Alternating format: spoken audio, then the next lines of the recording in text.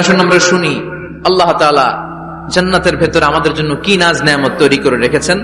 আমরা মহাবিশ্বয় মহাগ্রন্থ আল কোরআন থেকে ধারাবাহিক ভাবে আজকে শুনবো ইনশাআল্লাহ। পড়েন। রব্বুল আলামিন বলেন, ফালা তা'লামু নাফসুম মা উখফিয়া লাহুম মিন কুররাতি আ'য়ুন জাযাআম বিমা কানু ইয়া'মালুন। কত সুন্দর জান্নাত আমি তোমাদের জন্য প্রস্তুত রেখেছি, তোমরা কল্পনাও করতে পারবে না, কল্পনাতেও আনতে পারবে না। ফালা তা'লামু নাফসুম মা উখফিয়া লাহুম, কত সুন্দর জান্নাত আমি রেখে দিয়েছি, পৃথিবীর কেউ এটা বলতে পারে না। কারণ ধারণার মধ্যে জান্নাতের ধারণা আসতে পারে কত সুন্দর হবে, কল্পনাতীত জান্নাতের সৌন্দর্যটা কোরআনের আলোকে আমরা কিছুটা বোঝানোর চেষ্টা করব, কিন্তু আসলে জান্নাত কত সুন্দর এটা কি না দেখে বোঝা যাবে? কথা বলেন।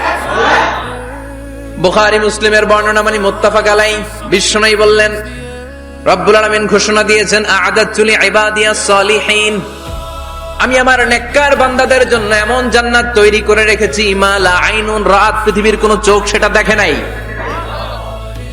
ওয়ালা উযুনুন সামিআত, পৃথিবীর কোন কান ওই জান্নাতের কোন শব্দ শুনে নাই, ওয়ালা খাতারা আলা কলবি বাশার, মানুষের অন্তর দিয়ে জান্নাত কত সুন্দর হবে কল্পনা করা সম্ভব না, অসম্ভব।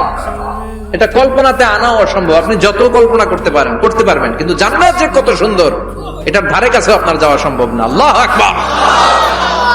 এই পৃথিবীতে যত ডিজাইনার আছে, সফটওয়্যার ডিজাইনার, যত ইঞ্জিনিয়ার আছে, যত আর্কিটেক্ট আছে, গোটা বিশ্ব সেরা 1 লক্ষ আর্কিটেকচার, 1 লক্ষ আর্কিটেক্ট ইঞ্জিনিয়ার কেনে যদি বলা হয় জান্নাতের একটা চেয়ারের ডিজাইন করেন, লক্ষ লক্ষ আর্কিটেক্টরা মিলে কোটি কোটি টাকার প্রজেক্টে টাকা খরচ করে চেয়ারের ডিজাইন করতে পারবে, কিন্তু জান্নাতের চেয়ারের ধারে কাছেও হবে না।